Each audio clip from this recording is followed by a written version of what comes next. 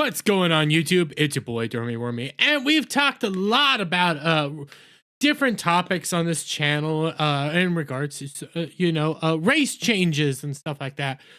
Changing historical characters that, well, not just historical characters, but fictional characters that were historically one demographic to another demographic, how that is tokenization. We have actually talked about race changing historical characters, even, in regards to Cleopatra. I wasn't making YouTube videos when this one happened, when they race changed Anne Boleyn. That is a weird one to race change. But on top of that, we just recently, the other day, talked about Doctor Who and their reasoning for race changing Sir Isaac Newton, and how basically they boil it down to, we just hate minorities and everything like that, and it was fine. It's fine, even though it's inherently racist to basically. It's like hand-me-downs, it's racist. We're not going to go talk about individuals of your own race that might have historical impact and everything, that even white people might be able to be like, oh, you know what, that's actually a pretty good storyline. Why don't we get, or a story that's a good tale, whatever. This is somebody we can also look up to. No, we can't do that. We can't actually do that. Well, now we don't just have a race change. It appears we have an entire reality change, I would have to say. Fictional change, because not only did Netflix and their recent Painkillers movie race change the main characters, they completely took them out and replaced them with a black woman. They race swapped, gender swapped, and then congealed them down into a fictional black woman. My God. But here we go. Netflix accused of race swapping after replacing investigators who took down Purdue Pharma during opioid crisis with a fictional black woman. I don't know how to address this one. Like, I'm outright flabbergasted that this is even a thing. Like, before we go any further, here's the woman, a black woman. We can tell that. These are the individuals that actually took them down. But in the show, it's just her. So you combine three, you got rid of three people to replace them with a black, strong woman of color. Okay, I see. But Netflix is under fire once again for race swapping following the release of their new series, Painkiller, a dramatized retelling of a massive lawsuit filed against Purdue Pharma over opioid manufacturing. In the series, the investigators who took down the company are erased and instead depicted by a fictional black woman. You had 3, maybe 4 individuals working on this actual case, and they got rid of them all for strong black women of color. Did I already say that? She's a strong, diverse women's. Okay, she probably also likes the taste of carpet. I'm just gonna say that. But Toondom, I don't know what that is, the company companion website to Netflix, described the plot of the suspenseful drama as being inspired by true events and people, following the victims of perpetrators whose lives have been altered by Purdue Pharma, the business behind OxyContin. Well, I mean, if it's inspired by these events, that's what, a dramatized retelling of history is one thing, okay? That's good, that's wonderful, that's fine. Here's the reality.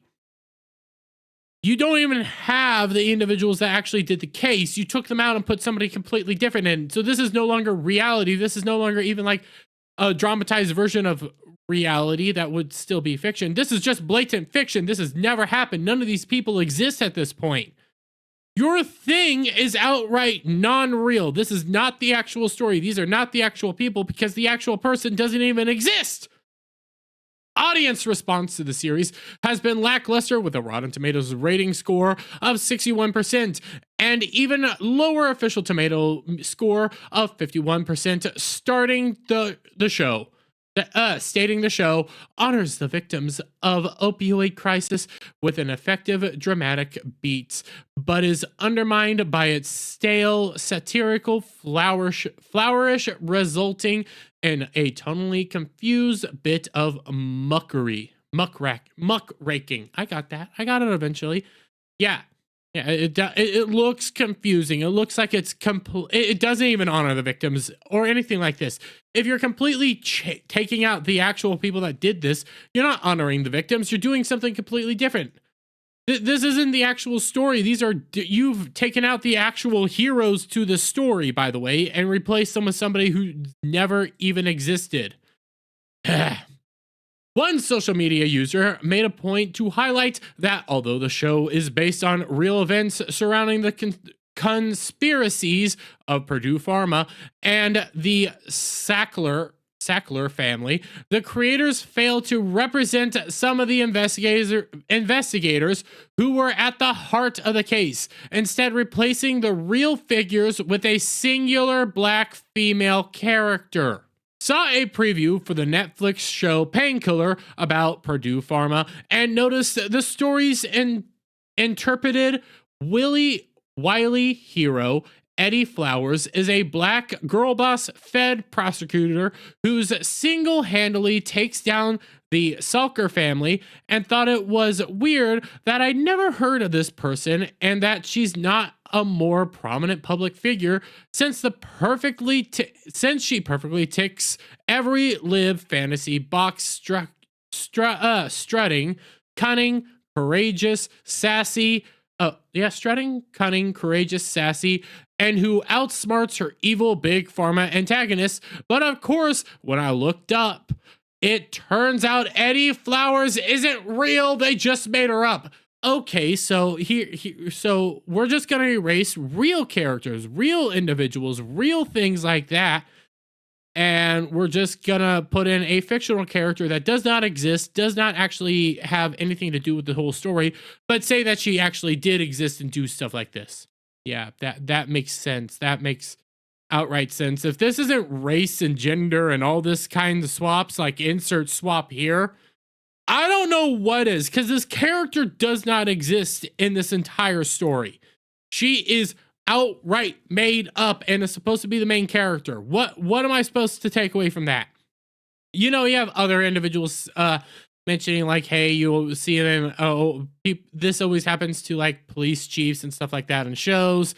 Had this individual, the most unlikable character that I've seen on TV show in a while. She's unpleasant to every person she interacts with.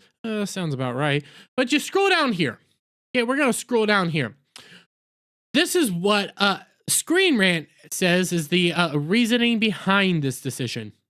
According to Screen Rant, even though it's Screen Rant, but we're taking it, the decision to erase the real investigators and substitute in a fictional character was for the sake of their story, and that the creators of the show needed to ensure that the hero of the television series had one singular face, and that it was Abdu S. Ede came in. And where Abdu S. Ede came in, the person who's, I guess, playing whatever. Abdu, I don't know. So wait, we couldn't have a roster of heroes. You know, something that actually happens within the legal community. It's very, usually there are like multiple individuals behind one singular case or something like that. Even if it's like a serious case, you have many people doing this. No, but instead of having all these characters, we just wanted to have one and do something that's not even real. So we got rid of them all and we put in here because that's for the story. That's for the sake of the story. No, it's not. What would actually help the story would be to show every single character, how this case impacted them, how they impacted the case in reality, how they did everything, because when you take them all out, guess what? They don't matter. The actual story doesn't matter. The actual victims don't matter. And the actual, like, honoring the victims, honoring the people that this trial was actually put on for, no longer matters because you took away their actual heroes. But, okay. In an interview with Toomdum, Abdu said, this is the actress, the world of Eddie Flowers, who is a fictitious person, but is composite of a number of investigators, runs alongside the very real Richard Salkler.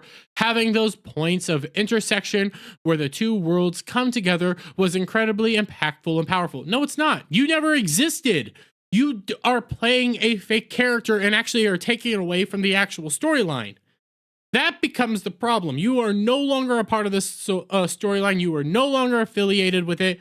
You are basically nothing. The story means nothing because the actual hero of the story doesn't even exist. And what makes this even worse is you come down here. So these are your actual 2 investigators. Okay, your actual people working on it. You have Michael Drescher, Christian Nolan, and Owen Foster. You come down here. U.S. Attorney Christian Nolan, this lovely individual, who also played an integral part in the case against Purdue, credited Foster and Drescher, these 2 guys, for their work, stating they worked with no models. There's no playbook for how to investigate these cases. She also I cannot say it. Emphasized. I finally got it. When I wasn't looking at the word, I got it. Emphasized the 2 men broke new ground in healthcare law and sent a message to big pharma and big tech.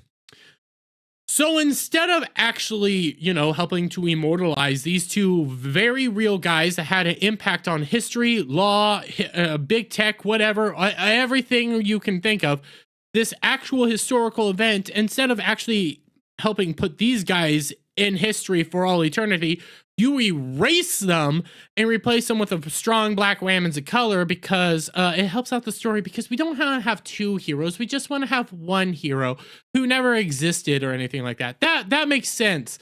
That makes perfect sense. No, it doesn't. Listen, I get it. And dramatized retelling of like historical events or something like that, these characters don't always exist. These characters don't always interact. One of my favorite movies of all time is The Patriot, and basically The Patriot's a fictional tale, but it kind of feels like it could have happened. It could have been there, but it's all fictional. It's all fake. The problem here is this is actually a dramatized retelling of historical events, and instead of actually, maybe stretching a few things here or there, maybe saying this happened, maybe this happened, maybe this didn't happen, but we're gonna say it happened. They went here, but instead of like stretching the truth a little bit, you outright erase the truth to put in your own person for diversity's sake. That's what it boils down to. You did it for diversity's sakes, and you did it for representation. That's what it always boils down to. Instead of telling the actual tale of 2 white guys that actually had impact on history, you're gonna erase them so you can put in your own black whammon who never actually exists. That makes perfect sense. But let me get you guys' thoughts on all this down in the comments below. If you like this video, please give it a thumbs up, share it out, friends, hit that subscribe button, hit that notification bell for every time I put out a new video and go live, and I'll see you all on the next one. Bye for now. What's going on, guys? Listen, it's Christmas season coming up, and you know what makes great gifts? That's right, Coffee Brand Coffee. Coffee Brand Coffee makes wonderful gifts. And guess what? They don't just have great coffees, teas, and cocos. They also got gear. They got K-Cups. And also, they got wonderful gift boxes. Gift boxes that include all sorts of wonderful, great goodies. You got chocolate-covered coffee beans, raspberry yogurt pretzel twists, sea salt milk chocolates, caramel. You got chocolate-covered coffee beans, peppermint hot cocoa, spicy and sweet treat mixes, kettle corn pop, premium vacuum travel tumblers, and all sorts of wonderful great stuff that you can get at Coffee Brand Coffee. And these make great Christmas gifts. So guys, please check out coffeebrandcoffee.com and use promo code BACKTACO at checkout to get 10% off your purchase. That's coffeebrandcoffee.com, promo code BACKTACO.